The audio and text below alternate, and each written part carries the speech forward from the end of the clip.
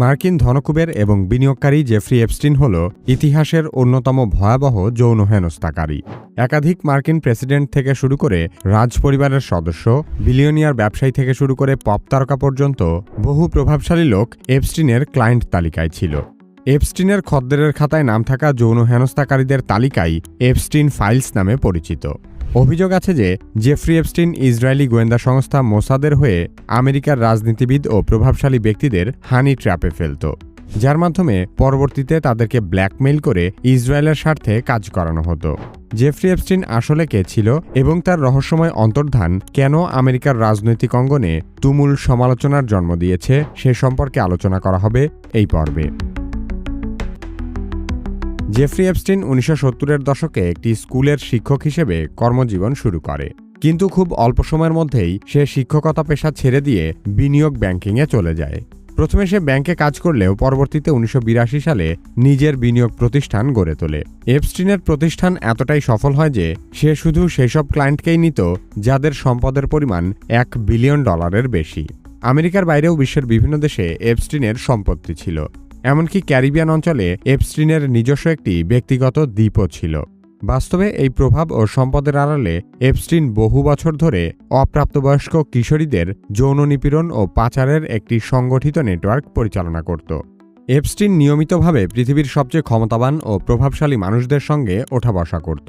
তাদের মধ্যে ছিলেন ব্রিটিশ রাজপরিবারের প্রিন্স অ্যান্ড্রু, সাবেক মার্কিন প্রেসিডেন্ট বিল ক্লিন্টন, বর্তমান প্রেসিডেন্ট ডোনাল্ড ট্রাম্প, মাইক্রোসফটের প্রতিষ্ঠাতা বিল গেটস, পপ তারকা মাইকেল জ্যাকসন, রাজনৈতিক চিন্তাবিদ Noam Chomsky, tech billionaire Peter Thiel সহ আরও বহু হোমরা-চোমরা ব্যক্তি।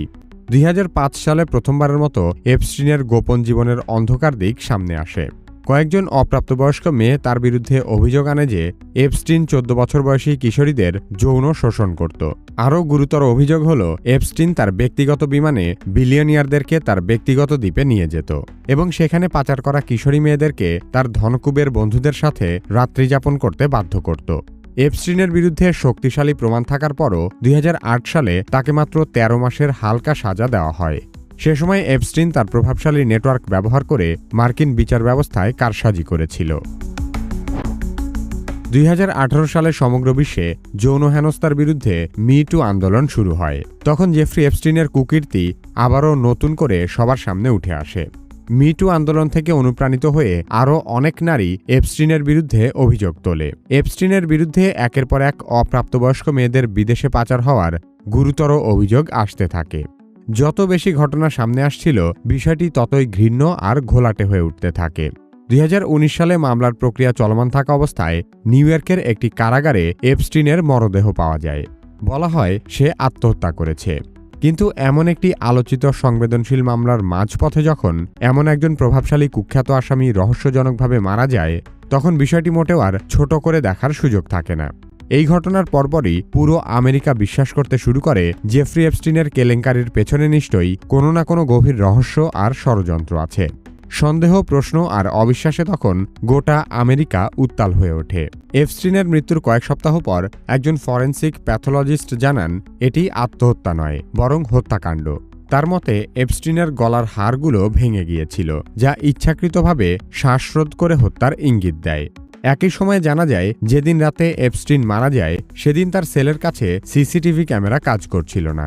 এমনকি সেদিনের ফুটেজও হারিয়ে গেছে। শুধু তাই নয়, বিচার বিভাগ ওই সপ্তাহের যে ফুটেজ প্রকাশ করেছিল সেখানেও পুরো 1 মিনিটের ফুটেজ গায়েব ছিল।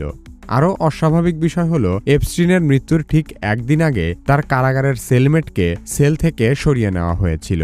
ওই দিন কেন জেফ্রি এপস্টিনকে তার সেলে একা রাখা হয়েছিল, সে রাতে কে ডিউটিতে ছিল, কে প্রথম এপস্টিনের মরদেহ দেখেছিল, এসব সাধারণ প্রশ্নেরও কোনো পরিষ্কার উত্তর পাওয়া যায়নি। সবচেয়ে প্রচলিত ধারণা হল এপস্টিনের খদ্দেরের তালিকায় থাকা একাধিক মার্কিন প্রেসিডেন্ট সহ বহু প্রভাবশালী ব্যক্তির স্বার্থ রক্ষার জন্যই হয়তো জেফ্রি এপস্টিনকে হত্যা করে আত্মহত্যার নাটক সাজানো হয়েছে। জেফ্রি এপস্টিন এবং তার সঙ্গী ঘিসলেন ম্যাক্সওয়েল আমেরিকান প্রভাবশালী ব্যক্তি এবং তাদের হানি ট্র্যাপ বা যৌন ফাঁদে ফেলে তাদের গোপন ভিডিও ও তথ্য সংগ্রহ করত, যাতে ভবিষ্যতে তাদের ব্ল্যাকমেইল করা যায়। এপস্টিনের মৃত্যুর পর ঘিসলেন ম্যাক্সওয়েলের 20 বছরের সাজা হয়, কিন্তু আমেরিকার সাধারণ জনগণ তখনও বিষয়টি ভুলে যাওয়ার জন্য প্রস্তুত ছিল না। বরং এই কেলেঙ্কারিতে আরেকটি গভীর রহস্যজনক অধ্যায় আবিষ্কারের ইঙ্গিত পাওয়া যায়। আর সেই ভয়ঙ্কর অভিযোগটি হল জেফ্রি এপস্টিনের পুরো কার্যক্রমের পেছনে নাকি ইসরায়েলের গোয়েন্দা সংস্থা মোসাদ কাজ করেছে। বলা হয় এপস্টিনের অঢেল সম্পদ, তার অস্বাভাবিক প্রভাব এবং যুক্তরাষ্ট্রের আইনি ব্যবস্থাকে বারবার ফাঁকি দেওয়ার ক্ষমতা সম্ভব হয়েছিল শুধুমাত্র প্রভাবশালী আমেরিকানদের ডার্টি সিক্রেট জানার জন্য।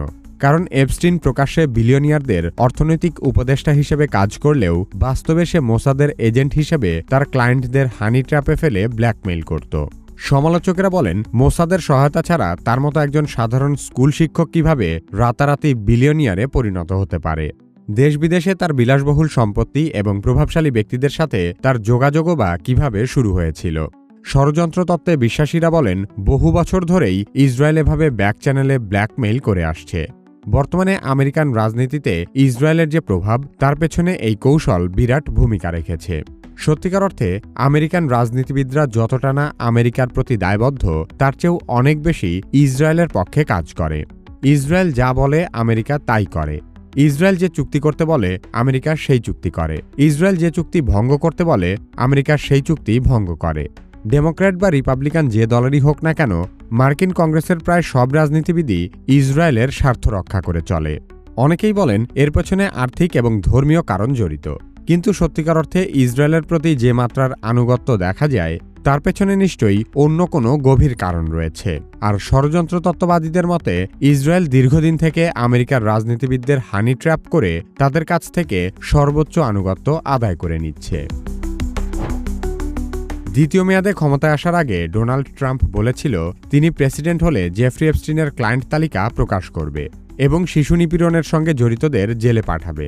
তখন সে বলেছিল এপস্টিন কেলেঙ্কারির পেছনে ডেমোক্র্যাটিক পার্টি রয়েছে, আর এই সত্য প্রকাশ হলে ডেমোক্র্যাটরা ধ্বংস হয়ে যাবে। যুক্তরাষ্ট্রের অ্যাটর্নি জেনারেল পাম বন্ডি বলেছিল এপস্টিনের ক্লায়েন্ট তালিকা তার টেবিলেই রয়েছে। এফবিআই পরিচালক ক্যাশ প্যাটেল এবং ডেপুটি পরিচালক ড্যান বঙ্গিনোও বলেছিল তারা এপস্টিন ফাইল প্রকাশ করবে। কিন্তু পরবর্তীতে ট্রাম্প দাবি করে এপস্টিন ফাইলের কোনো অস্তিত্বই নেই। এমনকি যদি কোনো তালিকা থেকেও থাকে, সেটিও নাকি হিলারি ক্লিন্টন আর বাইডেন বানিয়েছে ট্রাম্পকে টার্গেট করার জন্য। তবে মাসের পর মাস চেষ্টা করেও ট্রাম্প ও তার প্রশাসন এপস্টিন ফাইলগুলো জনসমক্ষে আসা ঠেকাতে পারেনি। গত মাসে ডেমোক্র্যাট ও গণমাধ্যমের চাপের মুখে মার্কিন কংগ্রেস একটি আইন পাশ করে, যার ফলে এই ফাইল প্রকাশ বাধ্যতামূলক হয়ে যায়। এরপর যুক্তরাষ্ট্রের বিচার বিভাগ ধাপে ধাপে হাজার হাজার নথি প্রকাশ করতে শুরু করে। এখনও পর্যন্ত প্রায় 11,000 নথির 1,30,000 পৃষ্ঠা প্রকাশ করা হয়েছে। অবিশ্বাস্য বিষয় হল এই তালিকায় ট্রাম্পের নাম একবার দুইবার নয়, 600 বারেরও বেশি উল্লেখ আছে। এতে এপস্টিনের সঙ্গে ট্রাম্পের শুধু গভীর সম্পর্কেরই প্রমাণ পাওয়া যায়নি, বরং অনেকেরই ধারণা কারাগারে এপস্টিনের মৃত্যুর পেছনেও হয়তো ট্রাম্প জড়িত ছিল। দীর্ঘদিন থেকেই এপস্টিন ফাইল নিয়ে চাপের মুখে পড়া ট্রাম্প মানুষকে বিভ্রান্ত করতে নতুন নতুন যুদ্ধের কথা ভেবেছে।